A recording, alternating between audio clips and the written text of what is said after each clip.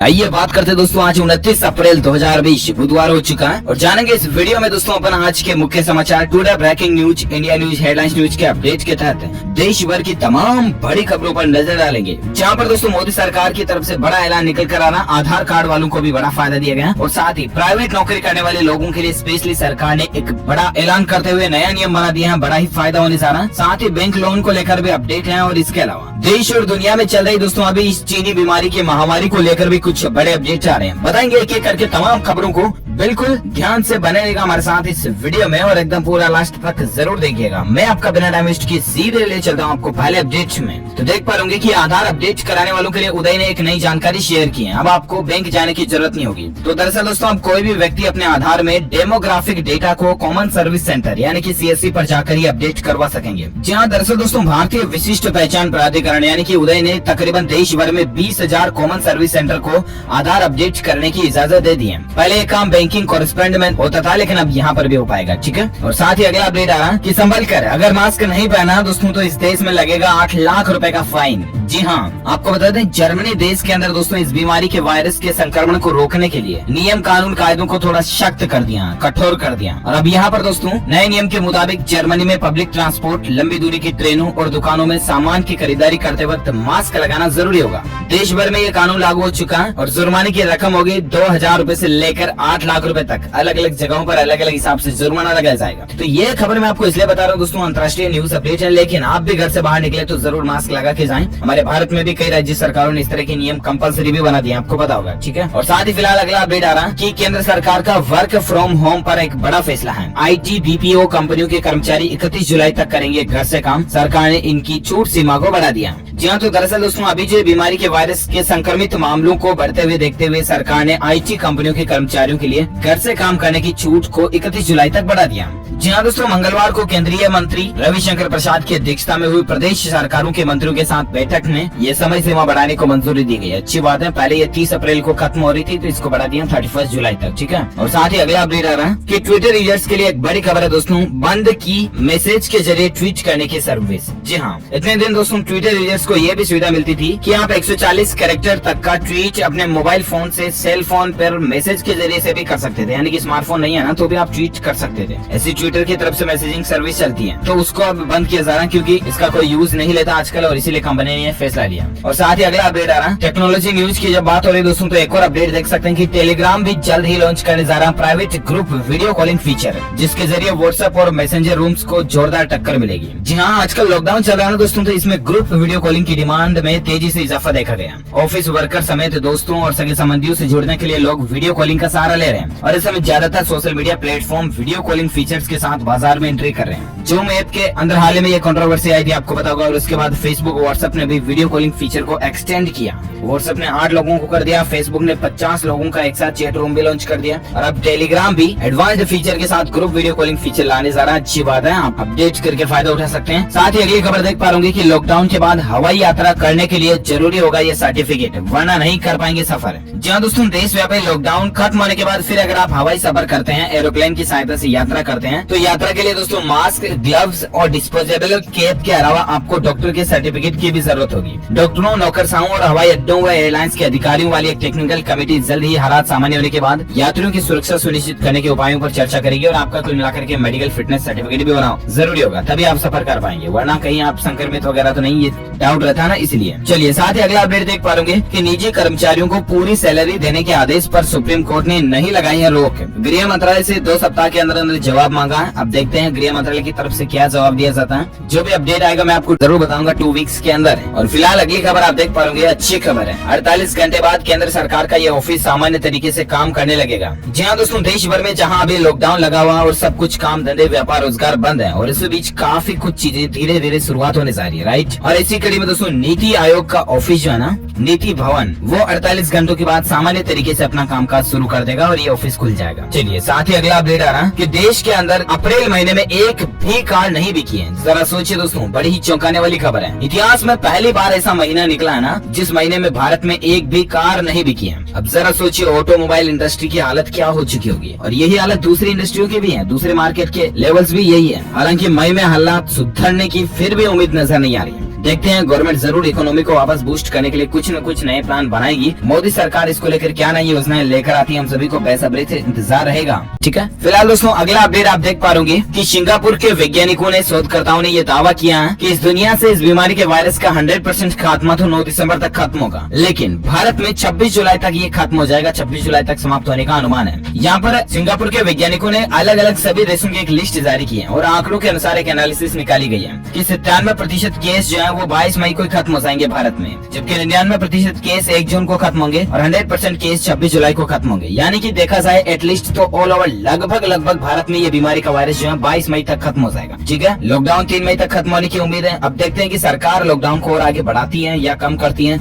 फिलहाल यही है, भारत में कब तक ये मामला खत्म हो सकता है, इसको लेकर वैज्ञानिकों की जो रिसर्च और रिपोर्ट करती है, इसका डेटा चार्ट आप स्क्रीन पर देख सकते हैं। चलिए साथ ही अगली खबर आ रही है दोस्तों की चीन ने फिर निभाई पाकिस्तान से दोस्ती। इस बीमारी के बीच पाकिस्तान के लिए अच्छी खबर आई है। दरअसल दोस्तों ये लड़ाई झगड़ा फैलाने वाले पाकिस्तान को चीन पहले भी कई चीजों की मदद कर चुका है और अब एक बार फिर से चीन ने पाकिस्तान की मदद करते हुए ये पहल की है, जहाँ फाइनेंशियल एक्शन टास्क फोर्स की ओर से दिए गए टारगेट को पूरा करने के लिए पाकिस्तान को और समय मिल गया, क्योंकि ये बीमारी का संकट की वजह से मनी लॉन्ड्रिंग और इस तरह के संगठनों की फंडिंग की निगरानी संस्था ने अपनी गतिविधियों को टाल दिया। और ये दोस्तों चाइना कुल मिलाकर के नहीं सुधरेगा, बस यही है। ना तो ये जांच करवाने दे रहा है, ना ही अमेरिका को, ना ही ऑस्ट्रेलिया को, ऊपर से पाकिस्तान की मदद कर रहा है। करना क्या चाहता है। साथ ही अगला अपडेट देख पा रहे कि सरकार ने एयर इंडिया कंपनी की नीलामी के लिए बोली लगाने की समय सीमा को 2 महीने और बढ़ा दिया और अब 30 जून तक बोली लगाई जा सकेगी। तो ये अपडेट है। और साथ ही अगली खबर देख पा रहे कि हल्के लक्षण दिखने पर होम आइसोलेशन के लिए सरकार ने एक गाइडलाइंस जारी कर दी है। मरीज ये काम कर सकते हैं। देश में जो अभी ये दोस्तों चीनी बीमारी के वायरस को लेकर जो संक्रमित लोगों की संख्या दिनों दिन बढ़ती जा रही है, इसी को ध्यान में रखते हुए हमारे भारत के स्वास्थ्य मंत्रालय की तरफ से यानी यूनियन हेल्थ मिनिस्ट्री ने नई गाइडलाइंस जारी की है। और इस गाइडलाइंस के मुताबिक अगर किसी व्यक्ति में इसके लक्षण दिख रहे हैं तो उनके घर पर आइसोलेशन की अगर पूरी सुविधा है तो उन लोगों को घर पर ही आइसोलेशन में रहने की मंजूरी दे दी गई है। इतने दिन हॉस्पिटल वगैरह में जाना कंपलसरी था, सरकारी व्यवस्था में रहना जरूरी था, लेकिन अब घर पर ही रह सकते हैं अगर आपके घर पर प्रॉपर आइसोलेशन की व्यवस्था है तो। ठीक है, और साथ ही अगली खबर आप देख पाओगे कि दोस्तों सिसोदिया ने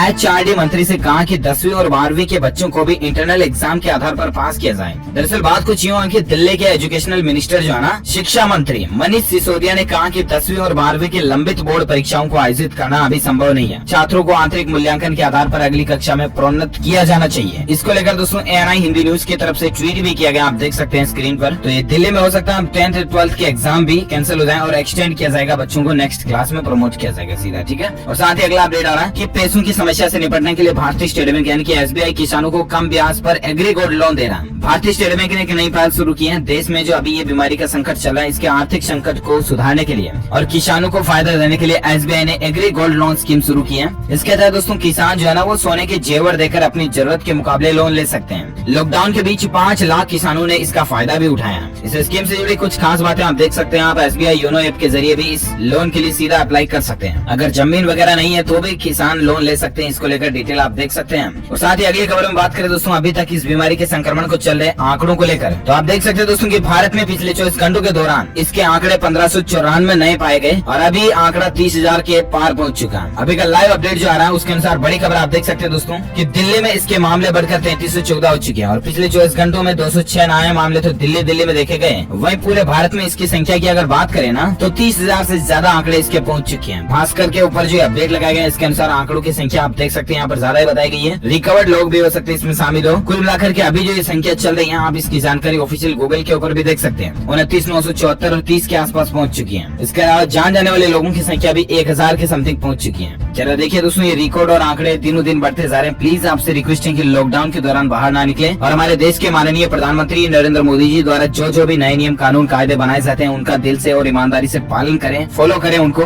यही हम सब के लिए बेहतर होगा। और साथ ही अगला अपडेट देख सकते हैं कि मध्य प्रदेश में भी दोस्तों संक्रमित मरीजों की संख्या 2387 हो चुकी है और 120 लोग मध्य प्रदेश से इस दुनिया को अलविदा कर चुके हैं। वहीं आज रिकॉर्ड तोड़ 68 लोगों ने दम तोड़ा है। महाराष्ट्र के अंदर जान जाने वाले की संख्या टोटल 397 पहुंच चुकी है। वहीं बात करें दोस्तों आज के मौसम समाचार पर, तो संपूर्ण भारत के मौसम पूर्वानुमान की अगर नजर डालें बात करें तो अगले 24 घंटों के दौरान दोस्तों भारत के अंदर पूर्वोत्तर भारत में, इसके अलावा पश्चिम बंगाल, तटीय उड़ीसा और केरल के कुछ हिस्सों में हल्की से मध्यम बारिश होने की संभावना और गरज के साथ बौछारें पड़ने का अनुमान भी निकल कर आ रहा है। इन भागों में कई बौछारें भी गिर सकती हैं। इसके अलावा आंतरिक तमिलनाडु, आंतरिक कर्नाटक, आंध्र प्रदेश और तेलंगाना में भी कई जगहों पर हल्की से मध्यम बारिश के आसार है। इसके अलावा महाराष्ट्र, दक्षिण पूर्वी उत्तर प्रदेश, उत्तरी मध्य प्रदेश, छत्तीसगढ़, बिहार और झारखंड में 1-2 जगहों पर हल्की बारिश होने की संभावना है। चलिए साथ ही अगली अगली खबर आ रही है दोस्तों की, इस बीमारी के संकट को देखते हुए हाई कोर्ट ने 31 अगस्त तक टाले जयपुर, जोधपुर और कोटा निगमों के चुनाव, जो है नगर निगमों के चुनाव, उनको 31 अगस्त तक टाल दिया। साथ ही अगला अपडेट देख सकते हैं कि रॉयल एनफील्ड भी अपनी न्यू बाइक लॉन्च करने जा रही है। एक नया मॉडल है जिसका नाम हो सकता है मीटर 350 फायरबॉल करके ये मॉडल हो सकता है। इसके अंदर दोस्तों 346 से लेकर 499 सीसी क्षमता वाला नया इंजन दिया गया। ये कुछ लीक्स आप देख सकते हैं। और साथ ही अगली खबर आ रही है कि लॉकडाउन के बाद महामंदी में घर और प्रॉपर्टी वगैरह ये चीजें सस्ती हो सकती है। ये रिपोर्ट निकल कर आ रही है एनालिसिस 99 एकर्स की तरफ से। और साथ ही अगला अपडेट देख सकते हैं कि आने वाली है जेब में पेंशन। लाखों पेंशनर्स को मई से सरकार के नए पेंशन नियम का फायदा मिलेगा और इसके तहत आपको क्या बेनिफिट होंगे। तो दरअसल दोस्तों ईपीएस पेंशनर्स के लिए अच्छी खबर है, उनके लिए ज्यादा पेंशन मिलने का रास्ता साफ हो गया, क्योंकि सरकार ने रिटायरमेंट के 15 साल बाद पूरी पेंशन का प्रावधान फिर से लागू कर दिया। अंग्रेजी के बिजनेस अखबार इकोनॉमिक टाइम्स में छपी खबर के मुताबिक इस नियम के तहत अब अगले महीने या फिर मई से मिलने वाली पेंशन आपको मिलने लगेगी। और इस नियम को 2009 में वापस ले लिया गया था, जिसको वापस चालू कर दिया। अच्छी बात है। और साथ ही अगली खबर आप देख पा रहे कि अमेरिकी राष्ट्रपति ट्रंप ने दोस्तों नवंबर में होने वाले राष्ट्रपति चुनावों को टालने से इनकार कर दिया। अभी तक तो इनकार कर दिया, लेकिन देखा जाएगा आगे अक्टूबर नवंबर में क्या हालात रहते हैं अमेरिका के। चलिए फिलहाल दोस्तों अगली अच्छी खबर देख सकते हैं। भारत के लिए बड़ी गौरव की बात है कि इस बीमारी के वायरस के खिलाफ जंग में दोस्तों एशियन डेवलपमेंट बैंक ने भारत को 11,400 करोड़ रुपए की सहायता राशि देने की मंजूरी दे दी है। ये भी राहत की बात है। हालांकि ये राशि लोन के रूप में रहेगी, इसको भारत सरकार को वापस चुकाना पड़ेगा। ठीक है, चलिए साथ ही अगला अपडेट देख सकते हैं कि सीआरपीएफ के 12 और जवान इस बीमारी से पॉजिटिव निकले और इसके बाद सरकार ने एक आदेश भी दे दिया। और इस समय सरकार ने सुरक्षा में तैनात जवानों और पुलिस कर्मियों को सतर्कता बढ़ने के निर्देश दिए हैं कि सावधान रहें, बी अलर्ट और ज्यादा अलर्ट रहें। साथ ही अपडेट देख सकते हैं कि 36 दिन बंद रहने के बाद फिर खुली दुनिया की सबसे बड़ी कार बनाने वाली फैक्ट्री। बना चुकी है 4.5 करोड़ कारें। हम बात करें दोस्तों वॉक्सवैगन कंपनी की तरफ से, ये अपडेट निकल कर आ रहा। वॉक्सवैगन कंपनी इतने दिन लॉकडाउन वगैरह में फंसी हुई थी और प्रोडक्शन बंद थे, लेकिन 36 दिनों के बंद रहने के बाद इस कार के प्रोडक्शन हाउस को वापस खोल दिया गया। और ये इतिहास में रिकॉर्ड बन चुका दोस्तों कि 82 सालों के बाद ये पहला मौका जब इतने टाइम के लिए कार का प्रोडक्शन बंद रहा। तो ये ज्यादा जानकारी आप देख सकते हैं। और साथ ही अगली खबर आ रही है कि इस सरकारी कंपनी में आज से शुरू हुई मैन्युफैक्चरिंग 2 शिफ्ट में काम शुरू हो जाएगा। जी हाँ, सरकारी defence aircraft company Hindustan aeronautics limited HAL में आज से दोस्तों 2 शिफ्ट में काम शुरू होने जा रहा है। तो ये गवर्नमेंट की तरफ से अपडेट है। और साथ ही अगली खबर आप देख सकते हैं, अच्छी खबर है, बंदरों पर कारगर साबित हुई है इस दवाई, यानी कि इस बीमारी के वैक्सीन और दवाई टीके को बंदरों पर सफलतापूर्वक एक्सपेरिमेंट कर लिया गया। इसके अलावा ह्यूमन ट्रायल के लिए ऑक्सफोर्ड यूनिवर्सिटी को मोटी रकम देगा ब्रिटेन, और इसके बाद ह्यूमन ट्रायल भी किया जाएगा। और बस दोस्तों भगवान करे कि जल्द से जल्द इसका टीका बन जाए, बड़ी ही राहत की बात होगी है। और साथ ही अगला अपडेट देख सकते हैं दोस्तों कि अगर किसी ऑफिस में एक इस बीमारी का मरीज मिल जाता ना, तो भी ऑफिस को सील नहीं किया जाएगा। सरकार ने इस तरह का क्लेरिफिकेशन भी दे दिया है। इसके अलावा अपडेट देख सकते हैं दोस्तों कि लॉकडाउन के बीच राजस्थान राज्य में 92% तक गेहूं की कटाई पूरी हो चुकी है। और बाकी जो बचे हैं किसान भाई लोग, उनसे भी रिक्वेस्ट है कि कटाई पूरी कर लें, क्योंकि फिर बारिश वगैरह आ सकती है, मौसम खराब हो सकता है अगले कुछ दिनों में भी। इसके अलावा बिजनेस फील्ड को लेकर एक खबर देख सकते हैं कि एक और बड़ी डील हुई है। मैक्स लाइफ इंश्योरेंस में और एक्सिस बैंक के बीच में 29% हिस्सेदारी खरीदे जाने की डील हुई है। ओके, तो इसी के साथ ही ये आज की बड़ी खबरें, दिन भर के मुख्य समाचार, today breaking news, India news, headlines news का अपडेट। इसी के साथ ही दोस्तों अगर आपको ये वीडियो अच्छा लगा तो प्लीज इसे लाइक कीजिए, ज्यादा से ज्यादा अपने दोस्तों के साथ फेसबुक और व्हाट्सएप पर शेयर करना। लेकिन वीडियो अच्छा लगा तो लाइक तो करना ही करना है। और साथ ही तो चैनल को सब्सक्राइब करके बेल आइकन भी जरूर दबा देना, ताकि आप और हम आपस में जुड़े रहेंगे और रोजाना एक दूसरे के साथ काम की खबरें शेयर कर पाएंगे। Thank you, take care, good bye, जय हिंद, जय भारत, वंदे मातरम।